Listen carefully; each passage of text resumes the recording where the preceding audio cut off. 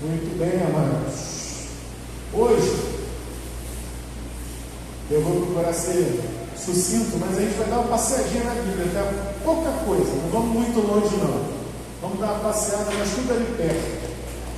Abra sua Bíblia comigo no livro de 1 Samuel, primeiro livro do profeta Samuel, capítulo 9. Nós vamos falar aqui de 3 pessoas e vamos ver algumas lições que nós aprendemos. A primeira pessoa que nós vamos ver é o primeiro rei de Israel. Qual é o nome do primeiro rei de Israel, irmãos? Saul. Perfeito. A segunda pessoa que nós vamos passar por ela é o segundo rei de Israel, que se chamava Davi. E nós vamos ver um episódio em que o futuro segundo rei de Israel, ainda no reinado do primeiro rei de Israel, enfrenta um inimigo alto, forte, poderoso. Qual é o nome dele? Golias. Acho que eu vou embora, vocês já sabem tudo. Vocês são demais. Primeiro, vamos fazer aqui um apanhado aqui para a gente ver quem é quem nessa história. 1 Samuel, capítulo 9, versículo 2. Aliás, deixa no 1 mesmo, vou deixar no 1. Eu estou na NVT. Esqueci de dizer, desculpa. A NVT que é uma versão assim um pouco mais tranquila. Havia um homem de alta posição chamado Quis, da tribo de Benjamim. Era filho de Abiel, filho de Zeror, filho de Becorate, filho de Afia, da tribo de Benjamim. Seu filho Saul era o jovem mais atraente de todo Israel. Era tão alto que os outros chegavam apenas aos seus ombros. Se você queria uma descrição de como se parecia ao rei Saul, que ainda não era rei, ele era alto. A Bíblia diz, na versão que você talvez tenha aí, diz que dos ombros para cima sobressaía ele sobre todo o povo, ou seja, ele era um sujeito alto. E ele era bonito. A palavra que a NVT usa aqui é atraente. O rei Saul, ou melhor, o jovem Saul era um jovem bonitão e altão, daquele tipo que as irmãs suspiram por ele. E vem justamente ser esse sujeito que vai ser o primeiro rei de Israel. E é claro que todo mundo ficou muito feliz, fizeram toda aquela festa, né? Só que tem o seguinte: fizeram uma festa quando ele foi coroado. Mas o profeta Samuel, no processo de mostrar a todo o povo que era Deus quem estava escolhendo aquele que seria o rei, ele vai tirando sortes dentro das tribos de Israel. Aí quando chegou na tribo dele, ele foi tirando sorte dentro das famílias, e dentro das famílias os filhos, até que chegou a Saul. E agora eu vou, Tamara, para o capítulo 10, versículo 21. Acompanhe comigo. Em seguida, Samuel reuniu cada família da tribo de Benjamim, e a família de Matri foi sorteada. Por fim, Saul, filho de Quis, foi escolhido dentre eles. Quando o procuraram, porém, não o encontraram. O homem mais alto que todos, que sobressaía dos ombros para cima, e ninguém podia encontrar. Verso 22. Por isso perguntaram ao Senhor. Olha onde foram perguntar a Deus: ele já chegou? O Senhor respondeu: está escondido no meio da bagagem. Eles correram até lá e o trouxeram. Era tão alto que os outros chegavam apenas aos seus ombros. Ou seja, o homem era alto, atraente, mas ele não era exatamente um modelo de virilidade. Não era exatamente um modelo de coragem, de disposição. Ele era tímido. Ele era tímido. Mas ele era tímido para as coisas que interessavam para ele, para que ele não sofresse. Quando se tratava de desobedecer a Deus, Saul não tinha pudores. Saul mostrou algumas vezes que ele não tinha essa. Se ele tivesse que desobedecer a Deus, para que ele pudesse, no seu entendimento, se defender, ele mostrou vez após outra. Certa vez, numa batalha, Samuel falou para ele: você vai para a batalha, leva tudo que for de respeito ao sacrifício, mas você me espere, porque eu vou oferecer sacrifício ao Senhor. De repente, o povo que estava com Saul, a certa altura, começou a ir embora, e os homens foram indo embora. E ele, vendo aquele êxodo do seu exército, que já não era o maior exército, o exército começou a se esvair, eles começaram a ir. Ele pega: peraí, deixa aqui, vamos fazer aqui. E ele resolve fazer o sacrifício. Quando chega Samuel, indignado, vê aquilo tudo. Esse era Saul. Era um gigante na hora de desobedecer ao Senhor. Agora vamos no capítulo 15, Tamara, por favor. Capítulo 15, um episódio de guerra. Versículo 1 a 3. Certo dia Samuel disse a Saul: foi o Senhor que me enviou para ungí-lo o rei do seu povo Israel. Agora ouça essa mensagem. E assim diz o Senhor dos Exércitos: resolvi acertar as contas com a nação de Amaleque, por ter se colocado contra Israel quando o povo saía do Egito. Agora vai e destrua completamente a nação amalequita. De novo, qual era a ordem? Destrua completamente a nação amalequita. Estamos no período dos reis, ainda no último, ali na transição. Já tínhamos rei, mas o último juiz, Samuel, estava ali, o profeta. E o profeta dá uma ordem clara ao rei: destrua toda a Amaleque. Por que eu estou frisando que estamos no período dos reis e já passamos pelo período dos juízes? Porque antes ainda do período dos juízes, houve o período da conquista da terra. E na entrada da terra prometida, Deus mandou destruir tudo da primeira cidade onde eles entraram, que foi a cidade de Jericó. E eles achavam que tinham acabado com tudo e arrasado tudo. Acontece que tinha um lá no meio que tinha guardado uma capa babilônica e umas moedas, e achou que ninguém ia perceber. E o povo pagou caro por causa disso, na tentativa da próxima conquista da cidade de Ai. Ou seja, ali ficou claramente explícita a lição: quando Deus manda arrasar tudo, é para arrasar tudo.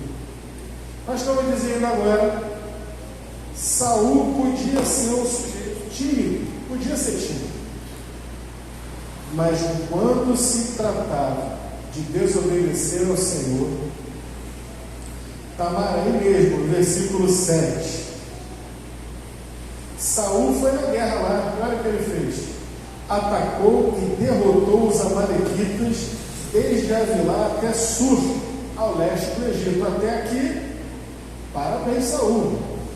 Mas olha o versículo 8: capturou Agag, o rei amalequita, A ordem de Deus a Samuel foi para capturar alguém?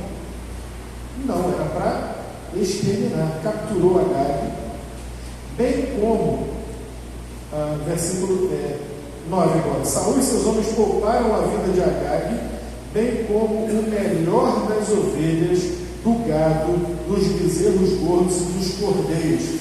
Destruíram apenas o que não tinha valor ou que era de qualidade inferior. Saul era mesmo um gigante na desobediência, na desconsideração da palavra de Deus, do Deus que tinha ordenado ele rei, que tinha mandado ungir o rei sobre Israel. E além de ser tímido, medroso, ele ainda era cínico, porque ele vai chegar, e quando Samuel vê isso, Samuel fica marado, tanto que o próprio Samuel mata o rei Agag. Mas Samuel chega e diz: por que você fez uma coisa dessa? Aí vem aquela desculpa, né? Que nem a minha filha de 5 anos cai nessa desculpa. Não, veja bem, eu trouxe o rei de lá, né? Porque assim, para oferecer aqui diante do Senhor, e também olha só quantas ovelhas nós trouxemos, quanta coisa para a gente oferecer em holocausto ao Senhor. E é daqui que vai sair o famoso texto, que é a melhor coisa obedecer do que sacrificar. Olha onde o rei Saul foi se meter. E depois de confrontado por Samuel, ele, que tinha se escondido na bagagem na hora de ser escolhido, ele que ousou apresentar um sacrifício a Deus antes do profeta, por medo de que seu exército fosse embora, ele traz novamente aqui diante de nós, ele demonstra o seu medo, o seu temor. Olha o verso 24, por favor, Tamara. Então Saul confessou: sim, pequei, desobedeci as suas instruções e a ordem do Senhor, pois tive medo do povo e fiz o que eles exigiram.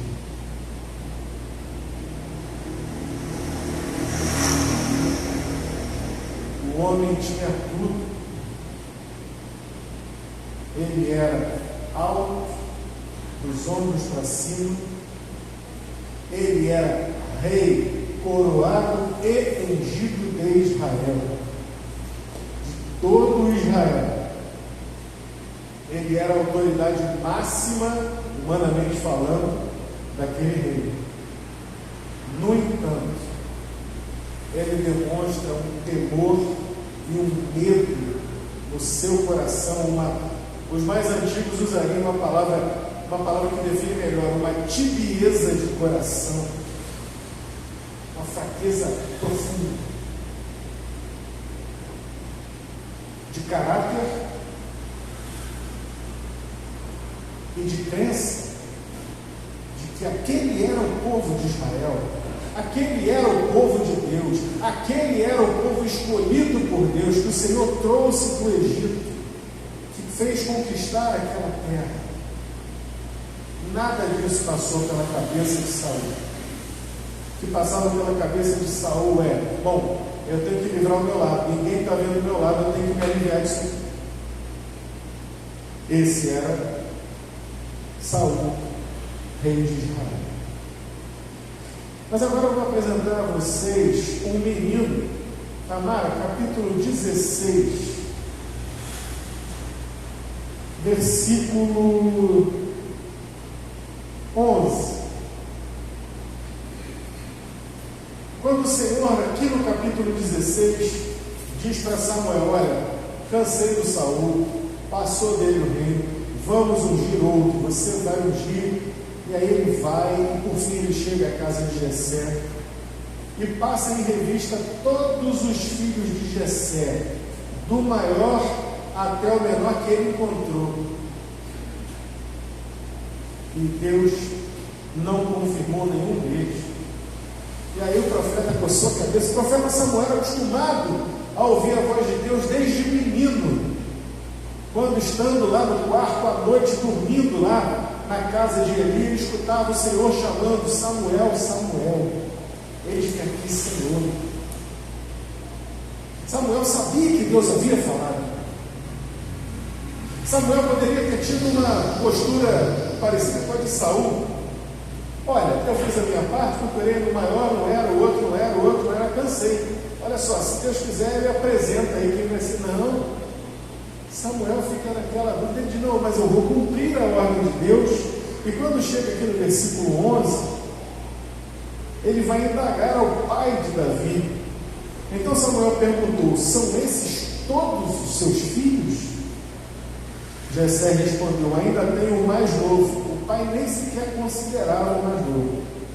Ainda tenho o mais novo, mas ele está no campo tomando conta do rebanho. Mande chamá-lo, disse Samuel.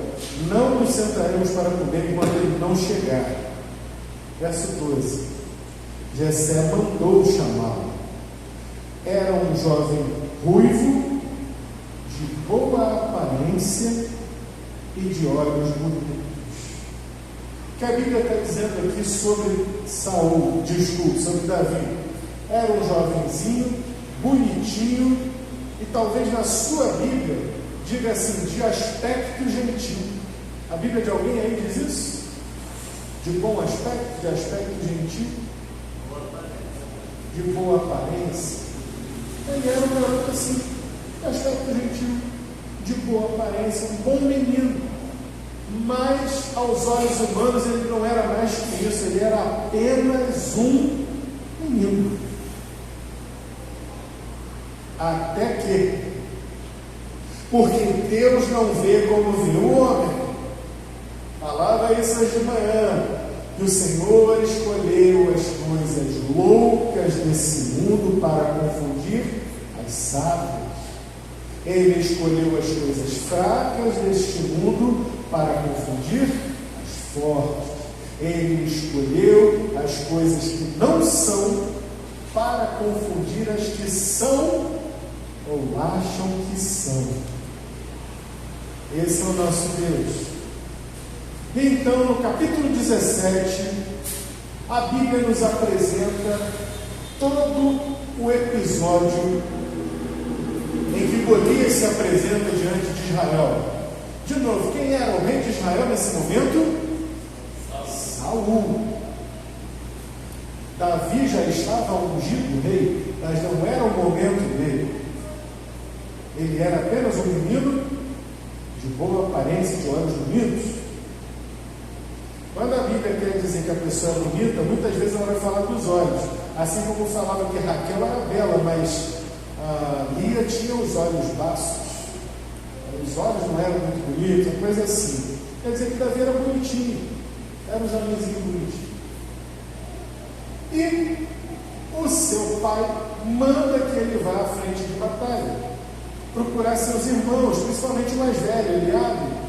Ele diz: olha, vá e leva esse farnel aqui, esse lanche aqui lá para o capitão dele, para os seus irmãos, ver como é que está, como é que estão as coisas. Coração de pai preocupado em plena guerra. Mas deixa eu te apresentar a terceira pessoa, capítulo 17, versículo 1. Vamos falar de Golias. Os filisteus reuniram seu exército para a batalha e acamparam em Éfes-Damim, entre Socó e Judá entre Socó em Judá e Azeca. Em resposta, Saul reuniu as tropas israelitas perto do vale de Elá. Assim, os filisteus e os israelitas ficaram frente a frente em colinas opostas, com o vale entre elas. Então Golias, um guerreiro filisteu de Gate, e agora você vai entender por que eu estou usando a NVT e não a versão tradicional. Saiu das fileiras do exército filisteu. Ele tinha 2,90 metros de altura, vai vendo. Usava um capacete de bronze e vestia uma couraça de escamas de bronze que pesava 60 quilos. Também usava cameleiras de bronze e carregava no ombro um dardo de bronze. A haste da sua lança, a ponta da lança, era pesada e grossa como o eixo de um tear, e a ponta de ferro da lança pesava cerca de 7 quilos.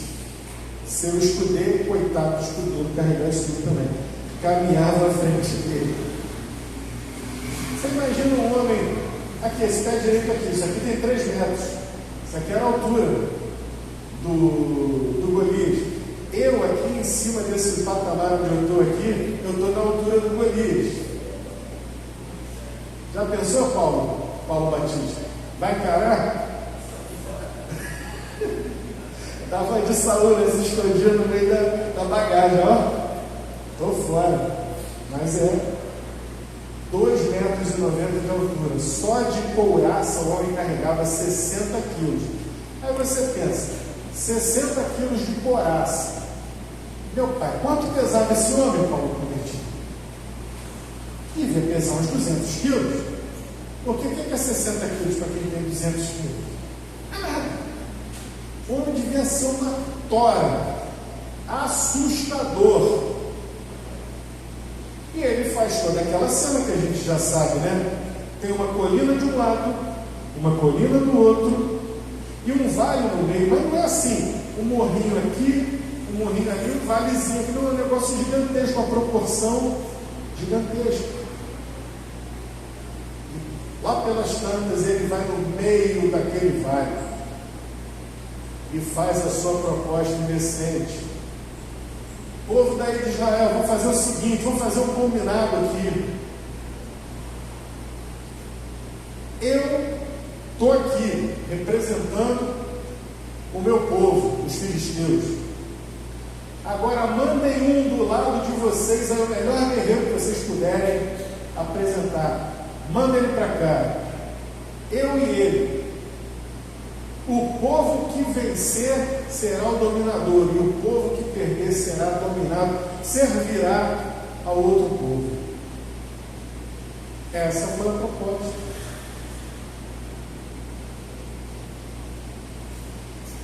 Para e pensa comigo. Na vida real, porque às vezes a gente romantiza a Bíblia, porque a gente, e é claro, a gente romantiza a Bíblia porque a gente já conhece a história. E a gente vai naquela de, não, que Deus era com Davi, que não sei o que. Tá, você já sabe, você já leu, você já conhece. Mas se coloca lá no lugar, sente o calor do sol te queimando naquele vale, o peso da armadura, a tensão do ar. Quem aqui já foi militar? Os irmãos aqui, ou é militar, além do Douglas? Paulo já foi, mais alguém? Os Paulo já foram. Vocês que são militares ou foram, quando a coisa está num momento de crise, de dificuldade, de tensão, a tropa é orientada a olhar para quem? Cada um toma a decisão que quer tomar? Há uma cadeia de comando. Nessa hora você, praça, vai olhar para o sargento vai olhar para o tenente vai olhar para o capitão vai olhar para o major, e por aí vai até o general. A ordem, ela vai seguir um rastilho de pólvora. Se o general mandar, pode atirar, segue a cadeia de comando. Tem que ser assim. Estou certo, Douglas? É isso? Douglas fala assim. É isso ou não é? Tem que seguir. Afinal, aprendemos com o capitão Nascimento que missão dada é missão cumprida. Tem que ser cumprida, não tem outro caminho. Mas já apresentei para vocês como é, quem era o chefe aí do exército de Israel. Quem era a autoridade máxima do exército de Israel, o chefe das forças, chefe supremo das forças armadas, que era o rei Saúl. Tímido, sem fé. Como rei, humanamente falando, não servia porque era tímido, amedrontado, e ficou intimidado pela proposta do gigante. Falou: caramba, logo no meu reino, se eu mando alguém aqui, por melhor que seja, e perco, tenho que servir aos filisteus. Sabe o que ia acontecer? Se Saul manda alguém e o sujeito perde, Saul mesmo ia ser o primeiro a dizer: tá bom, perdi, toma aqui a coroa. Esse era Saul. Portanto, ele decidiu por não se decidir. Ficou parado no lugar, dia após dia, após dia, após dia, após dia, esperando que o problema fosse embora. Quem sabe o filisteu não vai cansar e não vai embora. E quanto mais os filisteus sentiam essa tensão, esse medo, essa covardia, mais eles voltavam à carga, mais eles intimidavam. Meu irmão, minha irmã, aprenda uma coisa: ficar parado, travado diante de ameaças ou diante de problemas não vai te levar a lugar nenhum. O problema não vai desaparecer e, muito pelo contrário, você tem a tendência de ficar ainda mais amedrontado, mais intimidado e ainda mais de mãos atadas, travado. Não permitam isso na vida de vocês, em nome de Jesus. Satanás é um que gosta de botar o crente contra a parede. Às vezes você está vivendo a sua vida cristã, aí vem aquela seta assim, pum, certeira. Ué, mas você não é crente? E você diz: cara, eu aprontei, eu fiz, eu sou crente. Sabe por que eu sou crente? Não é porque eu sou perfeito, não. É porque a minha vida está em obras. É porque a solução, a minha camisa aqui, ó, a solução é Jesus Cristo. Você está vendo imperfeição na minha vida? Pois bem, eu ainda não cheguei onde eu devo chegar. Eu ainda não sou quem eu serei um dia. Mas uma coisa eu te digo: Deus está trabalhando na minha vida. O Senhor está fazendo essa obra. Se você está apontando o erro na minha vida, ok, eu assumo, eu errei, eu pequei. Ah, mas você é hipócrita. Não, eu não sou hipócrita, não. Eu estou te confessando que eu errei. Eu estou te confessando que eu pequei. Eu estou te dizendo que, uma vez que eu entendi que isso é erro, que isso é pecado, eu não quero mais fazer. Cinismo e hipocrisia seria dizer: ah, isso mesmo, eu nasci assim, eu cresci assim, eu vivi assim, vou ser sempre assim, Gabriel. Quantos estão entendendo? É assim que a coisa funciona, e a gente vai sendo intimidado. E nisso, a cena está lá acontecendo, quando não mais que de repente chega quem? Com a marmitinha? O menino Davi, de belos olhos. Ele chega lá e ele vê, ele escuta tudo aquilo, e aí ele fica sabendo que, além de tudo aquilo que já era um absurdo estar acontecendo, ele fica sabendo da proposta oposta, da proposta do rei. Porque o rei diz: bom, eu que não vou. Ele era o mais alto, dos ombros para cima. Quem é que tinha que enfrentar o gigante? Mas ele foi. Na unção de Deus, ele foi nada. Aí ele faz uma contraproposta: o homem de Israel que enfrentar esse gigante vai casar com a minha filha, ou seja, vai ser genro do rei, e ainda por cima vai ter isenção de imposto. Meu pai do céu, quem não quer isenção de imposto? Até hoje. Nunca mais vai pagar imposto. Olha que maravilha. Nem você e nem a sua descendência.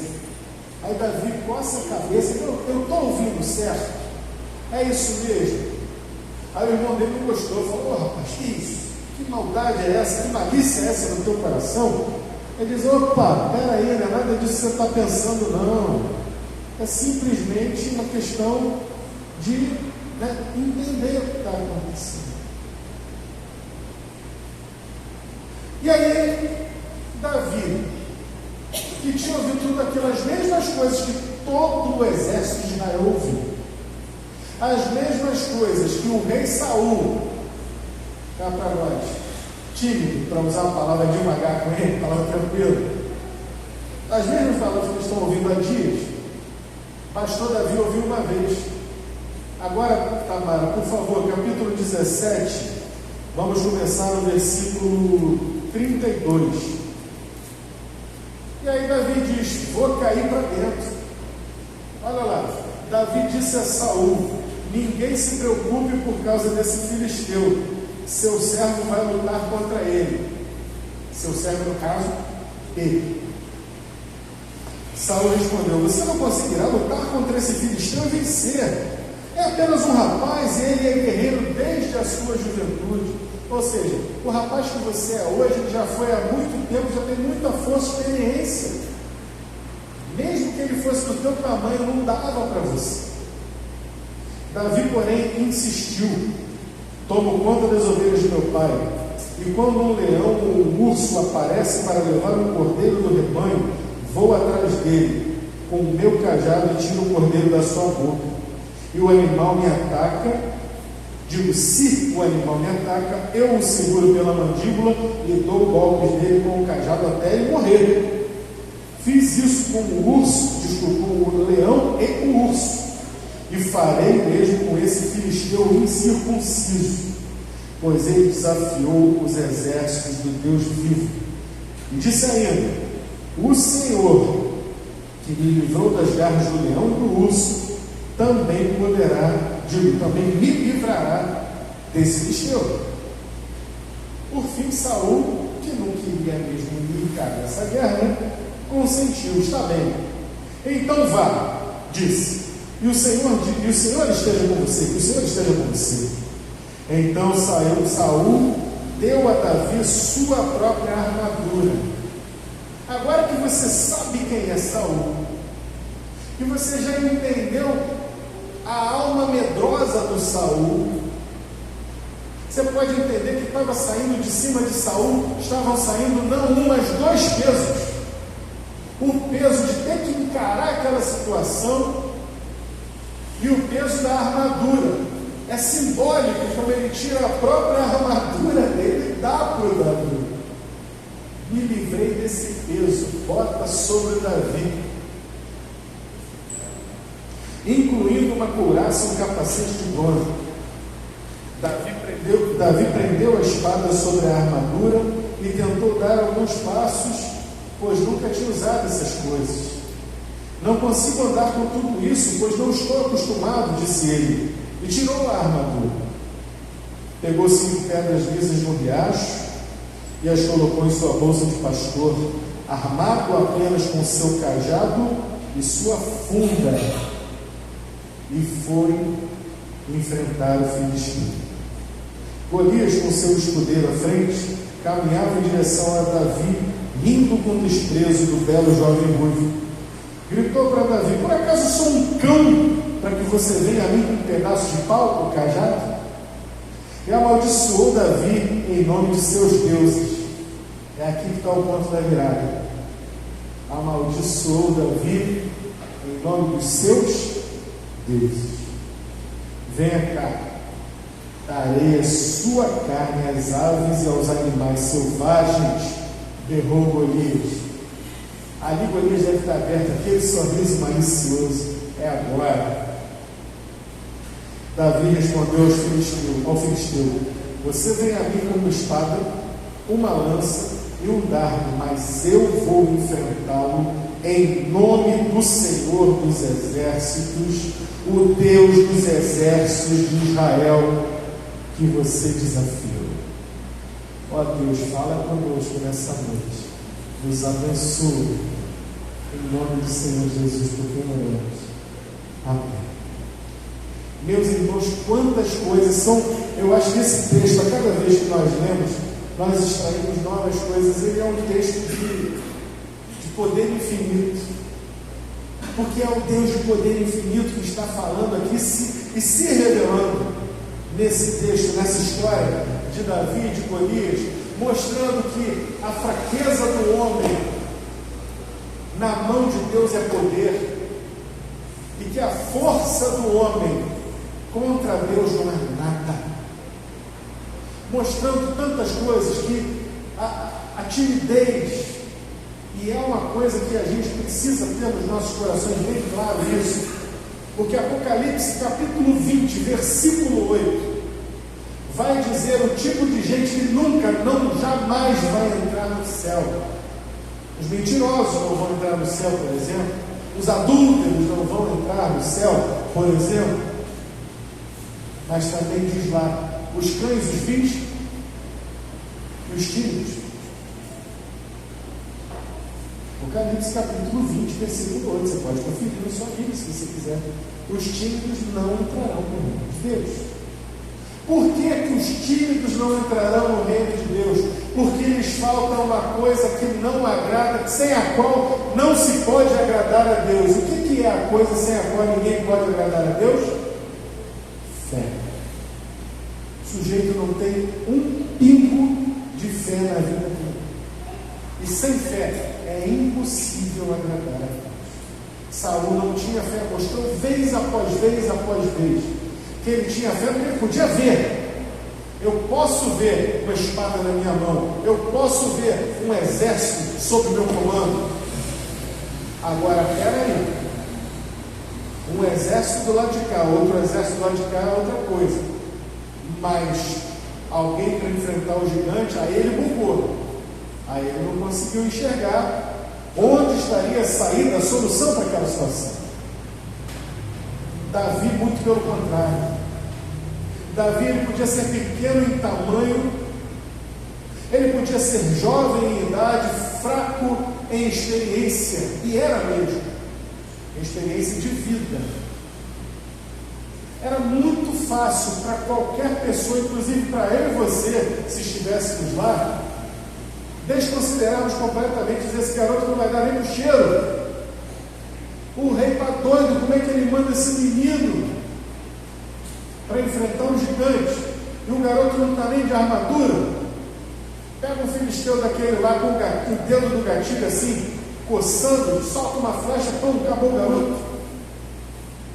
O gigante vai pegar a espada só no primeiro movimento, já levou. Só o vento da espada já derruba o menino. Fala a verdade, a gente não ia pensar assim, porque nós estaríamos vendo como os homens veem pelos olhos da carne. Nós estávamos enxergando, assim como o moço do profeta. O profeta dizendo: mais são os que estão conosco do que os que estão com ele. E o moço com essa cabeça diz: não é possível. E o profeta pede que Deus abra os olhos daquele rapaz, e quando ele vê carros e cavaleiros de Israel, carros e cavaleiros do Senhor, esperando para dar a vitória naquela batalha. Davi não teve essa visão, mas Davi sabia de uma coisa: essa batalha não é uma batalha de um homem, por maior que seja, contra outro homem. Não é uma batalha de um povo contra outro povo. Não é uma batalha por um pedaço de terra. Esta afronta não vem contra Saul. Saul achava que a afronta era com ele. Esta afronta não é contra o exército de Saul. E o exército de Saul estava bastante afrontado, mas também estava bem quietinho. Essa afronta é contra o Senhor dos exércitos. Isso não vai ficar barato. E ele vai. E ele dialoga. Imagina Saul, um homem alto. Eu imagino Davi discutindo com ele: mas majestade, ninguém precisa ficar com medo, nervoso, temeroso por causa desse cara, não. Quem vai enfrentar o cara, meu jovem? Pode deixar que eu vou enfrentar. Saul deve olhar para baixo assim: esse menino pegou muito som. Não é possível. Mas ele assente, ele consente, ele diz: tá bom. E ele tira a sua armadura e diz: bom, eu vou fazer o que eu puder aqui pelo menino, né? Vamos ver até onde vai isso. Ele bota a armadura. A Bíblia não diz que ele dá a armadura para Davi enfrentar o gigante necessariamente. Talvez ele tivesse dado a armadura até para desencorajar. como achou que tinha desencorajado quando ele tirou a armadura? Não sei, só sei que foi assim. Ele bota a armadura e diz: bom, já que você vai enfrentar o gigante, experimentado na guerra, vai enfrentá-lo como um guerreiro. Aos olhos humanos, sem uma armadura ninguém podia ir para a guerra. E ele não está errado. Humanamente pensando, é isso mesmo. Se vamos para uma guerra, precisamos de apetrechos de guerra. Precisamos de espada, lança, escudo. Precisamos de couraça. Precisamos de capacete. Mas Davi olha e diz: isso aqui não é para mim, isso não dá para mim. Pode deixar. Sabe, meus irmãos, muitas vezes nós caímos em certas armadilhas. Primeiro, pela falta de visão espiritual, como Davi teve.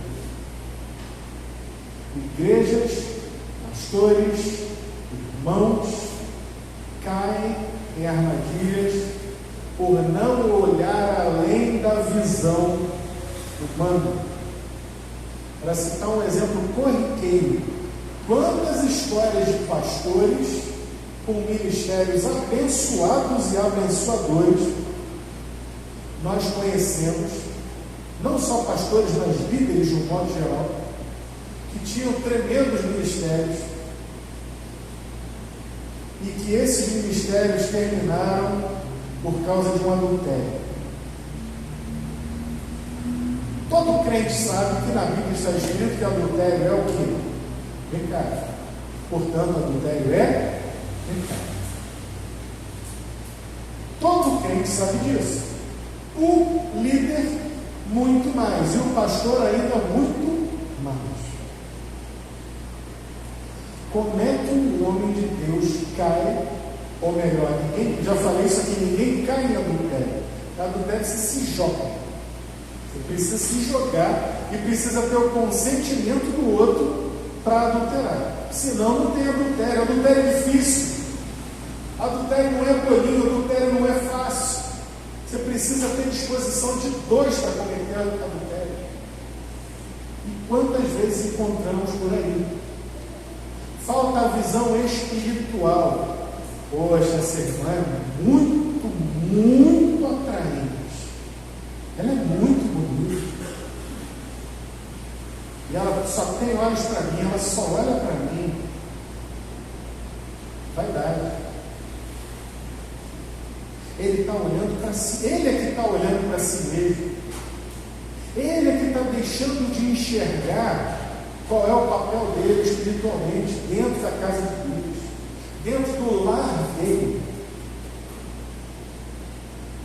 E assim acaba derrotado. Quantos e quantos casos por aí nós vamos encontrar? Sujeito como Saul, só pensa no seu, só pensa em si, não considera mais nada. E aí nós vamos encontrar Davi. Saul tinha tudo, mas não considerava nada. Davi não tinha nada, mas Davi, ao contrário, ele considerou com muito zelo, com muito cuidado. E veja bem, curiosamente, quem é que vai cair em adultério no futuro? Davi.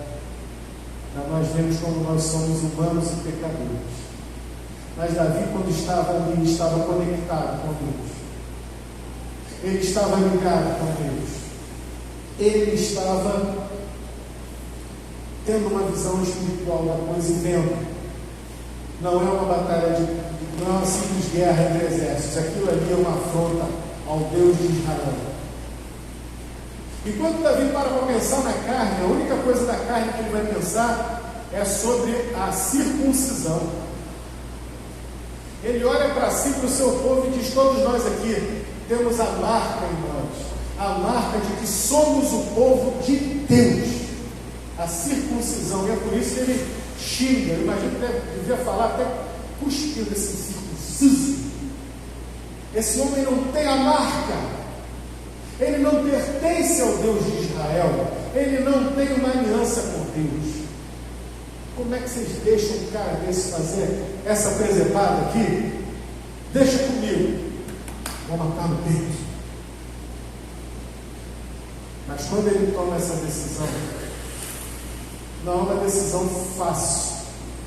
É uma decisão de vida ou morte. É uma decisão de dizer, vou até as últimas consequências pelo meu Deus. Saul não queria nem tirar a espada da manhã. Davi disse, eu vou até a morte. Quem somos nós hoje? Somos tímidos? Está aí uma oportunidade para testar a timidez. Sábado que vem, vamos ter um evento evangelístico. É evento para ir. É evento para enfrentar a timidez. É evento para enfrentar o diabo. Porque Satanás não gosta do evangelismo. E o que é que a gente precisa? Paulo diz que a gente também precisa de uma armadura, Paulo. Paulo diz lá em Efésios, capítulo 6, a partir do verso 10, ele vai dizer que nós temos que usar toda a armadura de Deus para enfrentar Satanás, para nos vermos livres dos dardos inflamados do maligno. Estamos numa guerra. Precisamos usar o capacete da salvação. O Senhor é por mim, o Senhor já me salvou. Precisamos usar a couraça da justiça, o cinturão da verdade, os pés no preparo do Evangelho, a espada do Espírito, que é a palavra de Deus. Nós precisamos dessas coisas e sem timidez enfrentar no evangelismo, enfrentar no trabalho, quando o inimigo está querendo também te derrubar, na sua vida familiar, quando as coisas começam a desandar e você diz, é isso mesmo, esse meu marido, eu não aguento mais, essa minha esposa, olha esse... Não é isso. Volta atrás um passinho, para e pensa, eu estou reagindo de acordo com aquilo que vejo humanamente, ou estou parando, pensando e entregando o meu caminho ao Senhor mais uma vez?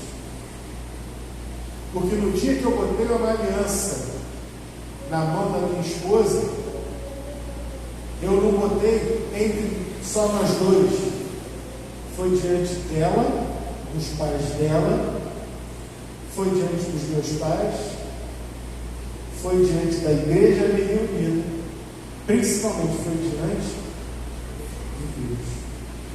Não é que agora eu posso chegar e dizer, não, eu não quero mais saber de você, porque nossos pensamentos não se coadunam, a nossa mentalidade não. Humanamente falando, a gente vai pensar assim, mas é preciso parar e considerar aquilo que foi deliberado no passado com tanta certeza, com tanta firmeza e diante de Deus, principalmente. Irmãos, estão entendendo? É preciso que a gente faça as escolhas de vida ou morte. Casamento é uma escolha para a vida. Não é aquela coisa assim, não, vamos casar e se der errado, paciência, você fala, não. Foi diante do Senhor que nós firmamos essa aliança. Filho, você vai desistir do seu filho? Meu filho está andando com uma turma aí que não presta, meu filho está aprontando comigo, minha filha vai me assumir. Não é por aí não. Os filhos são herança do Senhor. Ele pode estar tomando um caminho errado? Pode, infelizmente pode, porque é uma pessoa, tem cabeça para pensar, e inclusive para tomar decisões erradas. Mas qual é o papel do pai, qual é o papel da mãe? Vou para a batalha pelo meu filho, joelho no chão, oração, busca ao Senhor, clama ao Senhor e orienta. Papel do pai, papel da mãe, o tempo todo, orienta. E o Senhor vai fazer a parte dele, e nós vamos fazer a nossa parte. Davi foi lá e fez a parte dele, não fez? Qual a parte que ele fez? Enfrentou o gigante. Não. Ele primeiro percebeu que aquela armadura não servia para ele. Ele disse, olha, isso aqui pode ser bom para os guerreiros experimentados, pode ser bom para a vossa majestade, mas isso aqui não é para mim. O que serve para você, embora seja bom, para mim não serve. Segunda coisa, ele tomou aquilo que ele tinha nas mãos, que era o trabalho dele. Ele sabia que com aquele cajado e com aquela funda, Deus já havia salvado a sua vida e a vida das suas ovelhas algumas vezes, diante de leão e diante de urso. Portanto, ele foi com aquilo que já era experimentado. Você tem tido experiências com Deus? Temos tido experiências de oração? Temos tido experiências de saber, Senhor, por favor, eu preciso ver. Eu creio, mas por favor, nesse momento eu preciso ver essa obra acontecendo na minha vida. Me manda um sinal e Deus manda. Porque Deus atende a oração. E você fica, ai, não precisei da oração do pastor, da oração no monte, da oração forte da irmã de oração, não precisei ir na campanha. Deus falou comigo e atendeu o meu clamor. Se apega não àquilo que é bom necessariamente para o jogo, mas aquilo que Deus tem feito com você no particular, no íntimo. Os irmãos estão acompanhando? Se apega àquilo que é experiente na tua vida. Se você não tem tido essa busca, busque. Buscai ao Senhor enquanto se pode achar, invocai enquanto está perto, diz Isaías capítulo 55, versículo 6. Ele atende a oração. Outra coisa a mais, não foi só isso que Davi fez. Ele também, munido daquilo que o Senhor já havia usado na vida dele, da sua experiência de um Deus que livra, que guarda, que protege, que sustenta, ele toma uma outra decisão e ele vai até o riacho. E lá no riacho, ele não se ajoelha, ele não ora, ele não faz jejum, ele faz uma coisa muito prática. Ele pega 1, 2, 3, 4, 5 pedras. O que isso revela? Primeiro, revela que ele não estava confiando no seu braço, na sua destreza, na sua autoridade com a funda. Porque quem pega uma é porque diz assim, eu vou matar de primeira, mas quem pega 5 está esperando quantas chances? Até 5. Mais que 5 vai ficar pesado para mim, mas 5 eu aguento. Bota 5 pedras. E ele estava disposto a usar, se fosse necessário, 5 pedras. Usou uma porque o Senhor foi bom, mas ele estava preparado para usar até 5 pedras. Como é que tem sido o nosso preparo na nossa vida ministerial, na nossa vida espiritual, na nossa vida familiar, na nossa vida profissional, na nossa vida de estudo? Estudou de véspera, Senhor, Tu sabes todas as coisas. Chega amanhã na prova. É esse o preparo que o professor espera do aluno? É esse o preparo que vai fazer de você um bom profissional? 5 pedras. Como é que tem sido o seu preparo profissionalmente falando? Pega, por exemplo, alguém, o Gilson. Gilson que é vendedor, que vai, ele tem lá a rota dele para vender. Aí o Gilson olha lá, a lista lá dos clientes que ele está acostumado a vender. Eu sei que você já sabe mais ou menos quanto cada um precisa e tal. Mas imagina se o Gilson diz assim, tem que bater meta. Você tem que bater meta? Todo vendedor precisa bater meta. Imagina se o Gilson diz assim, olha, do dia 1º até o dia 15, vou tirar uns dias de moleza, vou no cinema com a Sueli, vou sair com as meninas, vou gazetear. Do dia 15 para lá eu fecho isso aqui. Fecha, Gilson? Sabe por que ele não fecha? Porque enquanto ele estiver gazeteando, os outros vendedores das outras marcas estão lá, em cima do cliente. O quê? O Gilson não está te atendendo, mas eu te atendo agora. Você precisa de quanto? É ou não é? É uma guerra. E na guerra a gente tem que estar alerta, a gente tem que estar trabalhando. Se o Gilson não tiver o preparo dele, se você não tiver o teu preparo para fazer o teu trabalho, esquece. 5 pedras. 5 pedras. Não é uma, achando que você vai dar conta de tudo. Não são 2, porque se você por acaso errar primeiro, não, 5. Pega e se prepara com sobra. Davi não deixou a coisa ao acaso. Ele confiava em Deus. Aliás, tem um ditado árabe ótimo. Um ditado árabe que diz o seguinte: confie em Allah, mas amarre seu camelo. Ou seja, faça a sua parte. Você tem feito a sua parte em todos os aspectos da vida.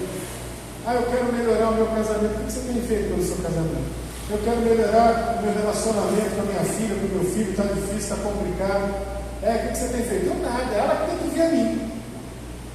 Porque eu que fui afrontado, porque eu que... Vai melhorar?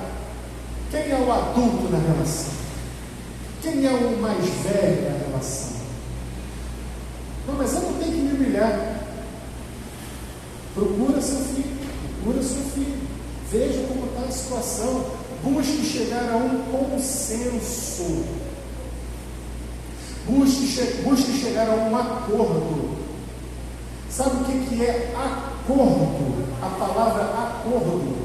Esse cordo vem da palavra grega, aliás, latina, cordis, coração. Acordo, mas são corações juntos, na mesma direção. É preciso pegar 5 pedras. É preciso se preparar para ter as soluções. E como diz o povo por aí com muita razão, se você continuar fazendo aquilo que sempre fez, continuará tendo os mesmos resultados que sempre teve. Ou seja, nada vai mudar. Se dependesse de Saul, o vale de Elá estava até hoje assim, filisteu de um lado, israelita do outro, esperando quem é que ia quebrar o impasse. Precisou que Davi tomasse uma decisão. Mas o principal preparo de Davi, é aqui que eu quero terminar, não era qualquer preparo. Não era o preparo de reconhecer que não precisava da armadura, não era o preparo de pegar as 5 pedras, não era o preparo de se lembrar das suas vitórias anteriores, com o urso e com o leão, não. O principal preparo de Davi era espiritual. Onde estiver o teu tesouro, aí estará o teu coração. O coração de Davi estava inteiramente confiado em que Deus daria a vitória a ele, ao povo dele. Por quê? Pura e simplesmente porque eles eram o povo de Deus, porque eles não eram incircuncisos como os filisteus. E o que foi que aconteceu? Conhecemos a história. Deus mostrou ali a sua mão de poder, a sua bênção, porque Davi também estava preparado numa última coisa.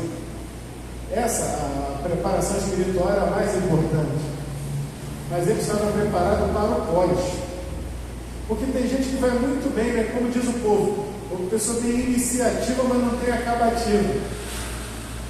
Sei que a palavra não existe, mas é interessante isso. Davi roda a sua funda. Primeiro ele fala que vai em nome do Senhor, e foi aí que a vitória foi dada. Porque ele não estava se apresentando: eu vou te matar, seu gigante. Mas ele diz: eu vou contra ti em nome do Senhor. Ele roda, pum! Tum! No meio da peste. E o gigante cai.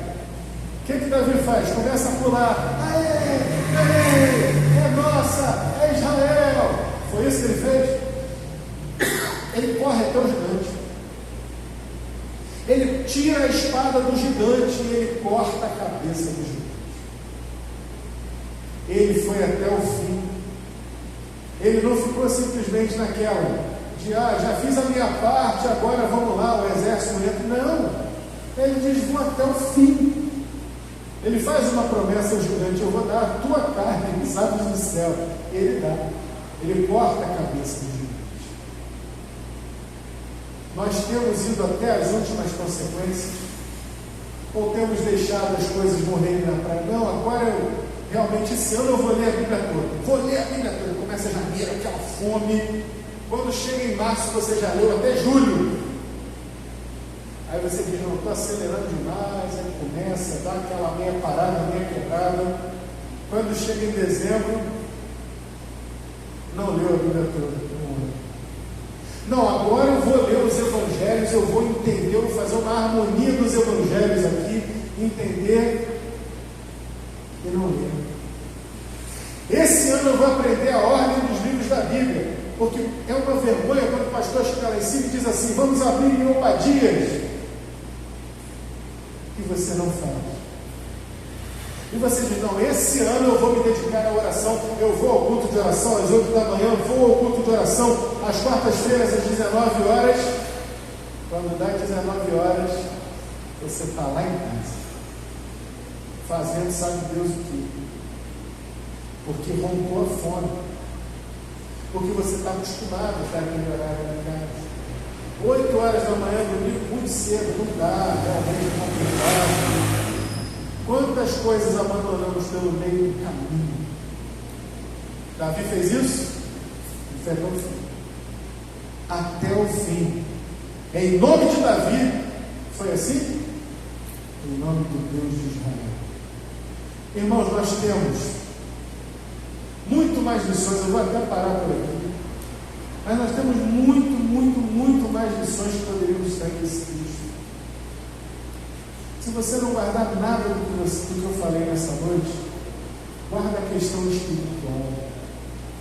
Está gravado, vou mandar esse vídeo para o grupo da igreja. Veja, reveja aquilo que te aproveita.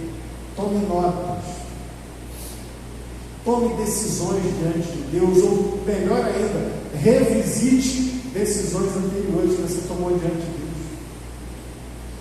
Certa vez eu dediquei isso aqui ao Senhor, e agora, com esse tempo para o Senhor, eu disse que eu ia orar 20 minutos por dia, 1 hora por dia. Eu disse que eu ia fazer tanta leitura por dia. Eu disse que eu iria seguir no culto de oração. Eu iria me envolver no ministério da igreja. Olha para dentro de você e vê se você tem deixado essas coisas com preguiça, timidez. O Senhor não se agrada daquele que lança a mão do arado e olha para trás. O Senhor Jesus disse, aquele que lança a mão do arado e olha para trás não é digno de mim. Davi prosseguiu na força do Senhor. Ele era um homem segundo o coração de Deus. Nós temos muito mais do que Davi, nós temos uma Bíblia completa. Nós temos o Espírito Santo. Nós temos irmãos que comungam da mesma fé e do mesmo amor. O que é que nos falta? Vamos avançar, porque precisamos dizer a esse mundo isso aqui, ó. A solução é Jesus Cristo. Senhor, fala conosco nessa noite, que essa palavra seja completada pelo Teu Espírito de uma forma muito especial em cada coração nessa noite, a começar por mim. Nos orienta, nos ajuda a tirar a poeira, a levantar, a tornar a levantar os joelhos desconjuntados e caminhar, sabendo que a nossa fé vai operar milagres, porque o nosso Deus se alegra e Ele honra a fé dos seus filhos, ainda que isso aos nossos olhos nos coloque em risco, como Davi se colocou. Dá-nos coragem, não timidez, dá-nos força na fraqueza, dá-nos vitória. Desde já eu te peço, Pai, por esses irmãos que vão fazer o evangelismo e por tantos outros que precisam estar envolvidos nessa obra do evangelismo. Que essa seja uma igreja conhecida por ser missionária para fora e para dentro, aqui no seu entorno. Em nome do Senhor Jesus, entregamos essas coisas nas tuas mãos, confiamos que o Senhor fará aquilo que te apraz. Usa-nos, Senhor, em nome de Jesus.